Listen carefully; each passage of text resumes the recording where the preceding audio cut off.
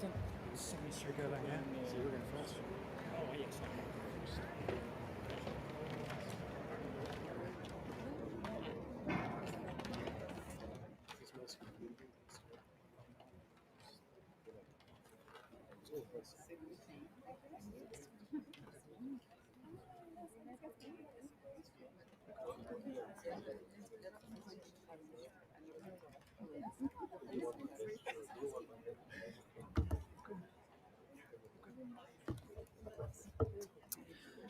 Bonjour et bienvenue tout le monde.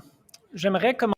Hello and good evening, everybody. Welcome to all of you. I would like to pay tribute to the nations of Mohawk and Manizaki and all the First Nations in this area. The same ways that we have the same ambition for the High Ambition and Coalition, we have mandated ourselves to preserve the nature and to reverse the trend in terms of biodiversity loss. So you have to understand that to get to a consensus to conserve 30% of land and oceans by 2030, we will need the involvement and in commitments from all the countries in order to reach those objectives, and the evidence are undisputable, and that we are to do something drastic. Nobody is different. We're all dependent on the same planet, on the same nature, and the same biodiversity who unites us all. As The entire world is watching. The world's youth and people around the globe are counting on us. They expect governments of the world to act together on their behalf. Together, we are working to make Montreal's Nature Paris moment. The time is now. We must act together, and we must act decisively. We are calling on all countries to unite around the 30 by 30 initiative. 30 by 30 and halting and reversing is our 1.5 degrees.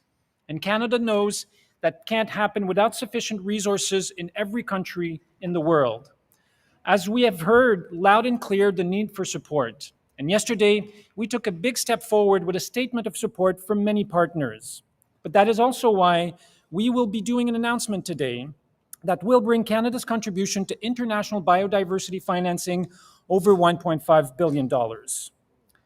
We know now, I would now like to turn over to my dear friend and counterpart, Lord Zach Goldsmith, British Minister of Overseas Territories, Commonwealth, Energy, Climate, and Environment. He has been an incredible driving force into this conversation, and for that, we are eternally grateful. Thank you very much. Merci beaucoup.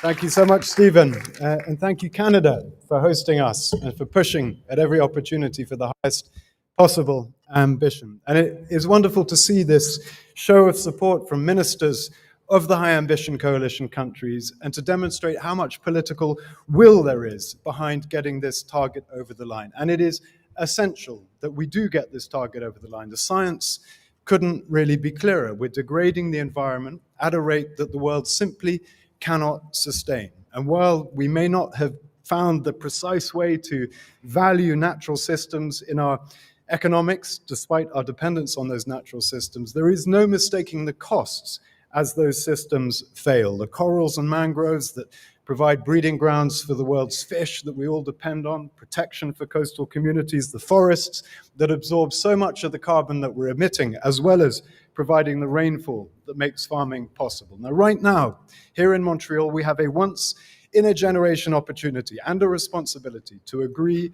measures globally to put the world on a pathway to recovery this decade, to reconcile our lives, our economies, our businesses, our politics with the natural world on which we depend. And the 30 by 30 target is a crucial part of that. The science supports it, people everywhere are demanding it, and the political will to deliver it is rapidly growing. We have 116 countries now signed up to this target. We're strongly urging other countries to join us. We cannot afford to leave Montreal without banking this commitment, because without it, we cannot realistically turn the tide this decade. And I believe we will agree 30 by 30 in Montreal. And as we do, we must remember, as Stephen has said, that it cannot be delivered without those who are already protecting the natural world on our behalf. 80% of the world's forest biodiversity is in lands that are controlled by indigenous people. And that is not a coincidence. They must be in the driving seat as we deliver 30 by 30. I want to thank you for coming. Thank you to my colleagues for all of the ambition that they're showing. And I'm thrilled to be able to pass to my friend, Franz Tattenbach from Costa Rica, one of the leading countries in the world when it comes to sustainability. Franz. Thank you, Lord Goldsmith. It's a big opportunity. The 30 by 30 is a commitment, but also is an opportunity for the world where people and nature coexist in peace and benefit from each other. We are at a decisive moment. The world has the eyes on the results of this COP and on the leadership capacity and political and technical dialogue and consensus building that we, the ministers and head of delegations, have to approve an ambitious post-2020 global biodiversity framework. We have just come from a meeting of the HAC steering committee where 14 ministers have come together to collectively commit to implement the 30 by 30 target. The HAC will provide a concrete tool, to support HAC members to implement the global biodiversity framework and the 30 by 30 target. We are now 116 and growing. We have decided to create a secretariat that will provide assistance on continuing mobilizing at the highest level the 30 by 30 and its implementation, centralizing tools, methodologies, and trainings to become one-stop shop on protected areas and OECMs, and matching available funding with concrete projects on the ground to implement. That's where we're very happy to announce. Pass now to Minister Guibault, Minister of France. Sorry, I forgot about it. Thank you, Franz.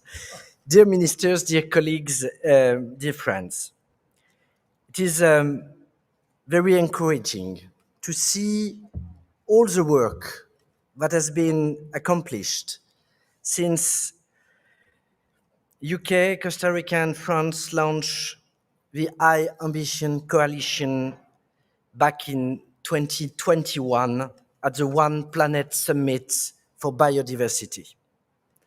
Tireless efforts have been made, and it's so engaging to be part of this collective effort to raise the ambition of the global biodiversity framework. We are all gathered here today because we need to be the leader of the overall ambition. Without ambition, there is no conserving biodiversity. And there is no halting and reversing biodiversity loss. This morning, parties and philanthropists have committed to make the 30 by 30 happen with several financial pledges. This clear commitment to support implementation must give reassurance to those countries who have been hesitating to support the target so far. Finally, we want to thank everyone who is working so hard to make COP15 the moment we turn the tide. Thank you to all HEC ministers that have been able to come today to show that we collectively stand for the 30 by 30. We call on all countries to unite around 30 by 30.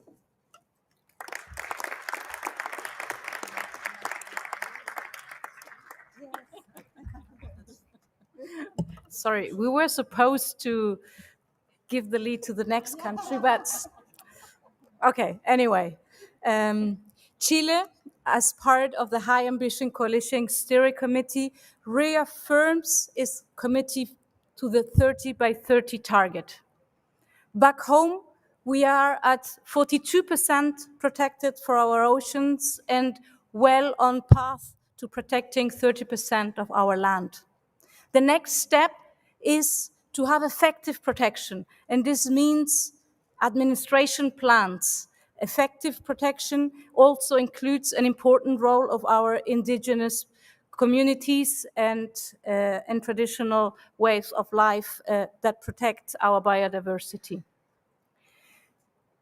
30 by 30 for biodiversity is a condition to limiting global warming to 1.5.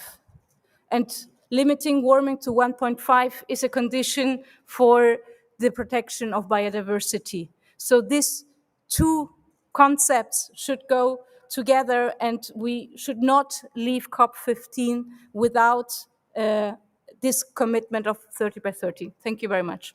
And I forgot to the US, please. That's the hardest part, the pass off. So hello, everyone. Thank you. It's a pleasure to be here. I just want to thank folks for hosting the press conference today, and I'm excited to be here representing the United States. President Biden, in his first week in office, committed to protecting and conserving at least 30% of the lands and waters by 2030 domestically. This is called Our America the Beautiful initiative.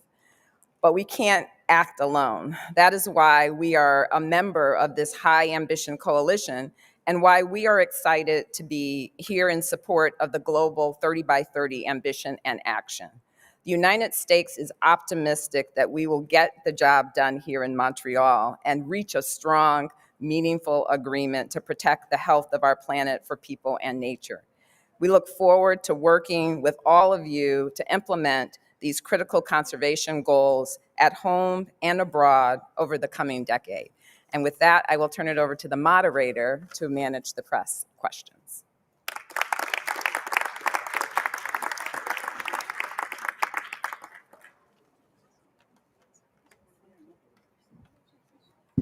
Testing. Thank you very much. We will take some questions. Please state your name and your media and to whom your question is addressed. And I will invite the ministers to whom the question is addressed to advance to the podium. First question. I'll take first row here.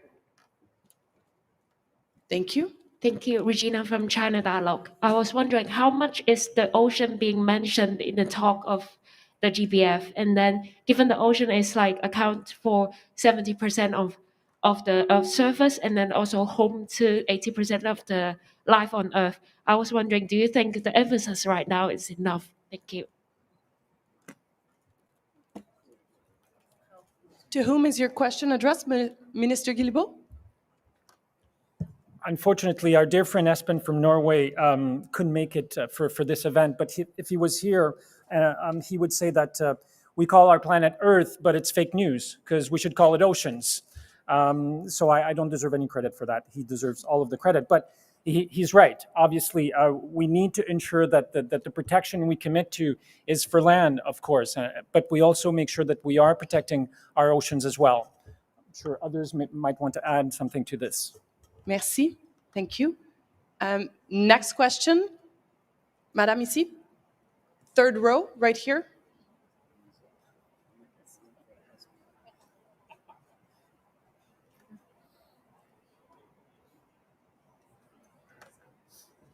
Thank you, Daisy Dunn, Carbon Brief.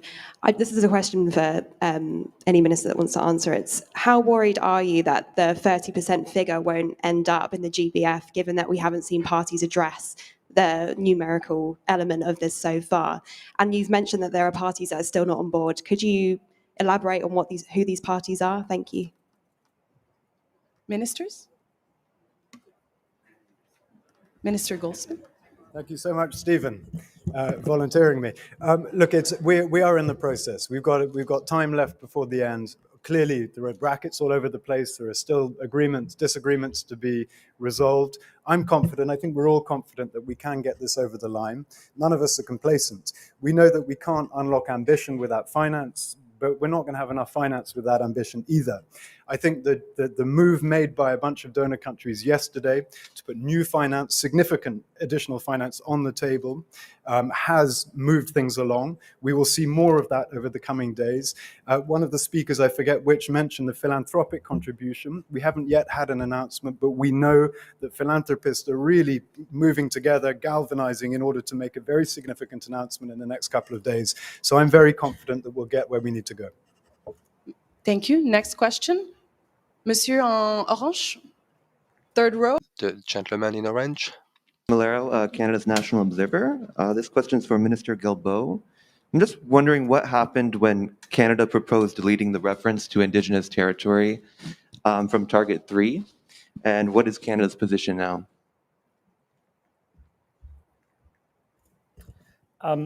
As you may know, I'm the co-chair of the GBF contact group with Minister Fouad from Egypt. Canada supports the recognition of Indigenous right. In fact, we embrace it. We've made an historic announcement last week for Indigenous-led conservation, and I can't tell you what will be in the text because we're still working on it. But we are working specifically on that. That is one of the texts we are working on, and Canada supports Indigenous rights. We support reference to UNDRIP as it is in our own body of laws now in Canada. So I'm not sure where this rumor is coming from, but I'm the minister at the table working on the text, and I can tell you that's simply not true. Thank you. Merci. Next question, right here on front row, black jacket.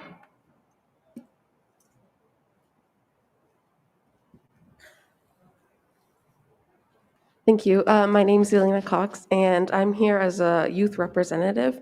And given that part of the 3030 framework is preserving biodiversity for future generations, how will you be using youth and how will you be utilizing youth perspectives in decision making and in the process of implementing 30 by 30? Thank you. Ministers? Hi, so I'm talking on behalf of the United Arab Emirates. As you know, we're going to be hosting COP28. We have a Minister of Youth Affairs in the UAE, and we're also committed, of course, to the 30 by 30. So the youth are involved with us in all decision-making processes, also when it comes to choosing protected areas, management effectiveness programs. So for the region, we've got youth involved from policy-making, initiatives, etc. Thank you. Thank you. I'll take next question for Mr. here at the white shirt. Please state your name and your media.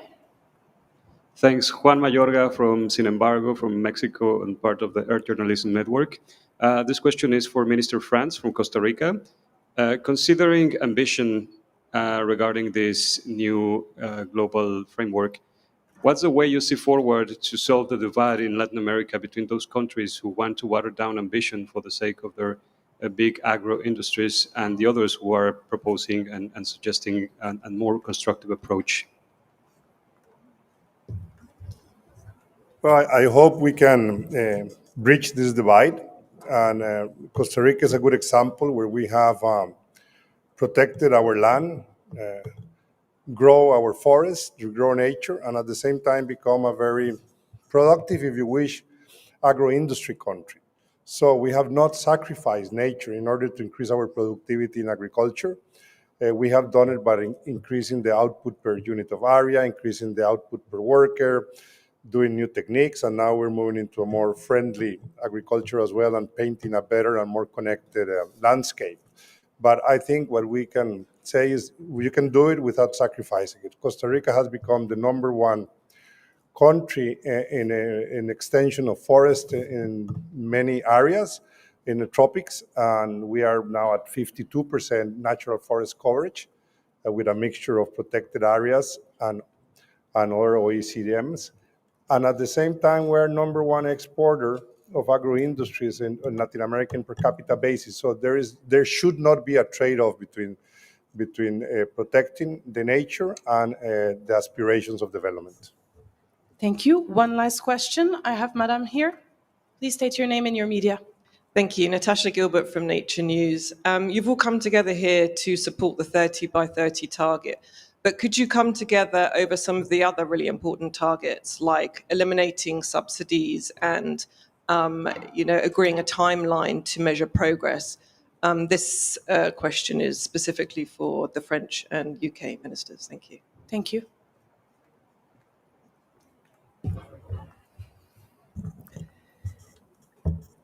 We launched a coalition with 116 countries on target 3. But your question is about global ambition, and it's a crucial question of this COP. On each target, we're trying to build some alliances with one question: what is our collective ambition for biodiversity? and we need to advance on each target, including target 7 on pesticides. We have to advance on agroecological processes, because we cannot have on one end some tiers for species and no real commitments at the end of this COP. And Zach said a few minutes ago, we can't disconnect the ambition and the finance. Everything is connected, and the level of the ambition will facilitate the level of finance. Merci. Certainement. I'll just add to agree with that answer, but I would just say that 30 by 30 is a headline target. But you can't deliver 30 by 30 without a whole range of other things being agreed as well. We're not going to have 30-30 without finance. We're not going to have it unless other countries do as Costa Rica has and break the link between agricultural productivity and land degradation and deforestation. And we're not going to be able to do any of these things if we don't address the issue you raised, which is subsidies.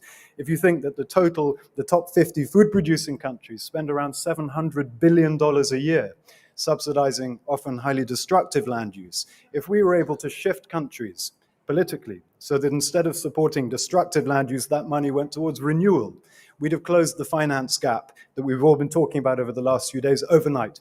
So it is an absolutely central issue, and there are pockets of coalitions throughout this high ambition coalition focusing on lots of different aspects of what it's going to take to get to 30 by 30. 30 by 30 is the umbrella, but it's not deliverable without a whole range of other things being done as well. Thank you. On this note, this is what concludes the press conference. Thank you so much for coming. Merci beaucoup. À bientôt. On va prendre une photo. Nous allons prendre une photo. We will take a picture. Ministers, please stay put. Yeah.